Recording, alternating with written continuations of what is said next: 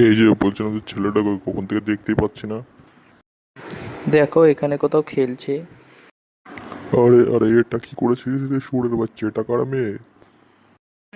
বাবা, বাবা, মেয়েটাকে বিয়ে করেছি। এই রত্না, দেখ তোর ছেলে কি করেছে দেখ। কেন, ও শুধু আমার ছেলে, তোমার ছেলে না? ওটাই তো আমার মাঝে মাঝে সন্দেহ হয়, এই শুয়োরের বাচ্চা কি সত্যি আমার ছেলে না অন্য কারোর। বাবা, বাবা, তুমি এমন কথা বলতে পারলে বাবা? গাছদা, এই কথা না বললে আর কি করবো আমি? যা বেটা, যেখান থেকে মেয়েটাকে তুলে এনেছিস ঠিক সেখানে দিয়ে আয়। বাবা, বাবা, আমি এই মেয়েটাকে খুব ভালোবাসি। আমি একে ছেড়ে যেতে পারবো না। তবে বোকাচ্ছ তো বাড়ি থেকে দূর হ। ঠিক আছে বাবা, আমি আমি চলে যাচ্ছি, আর কোনোদিন এখানে আসবো না।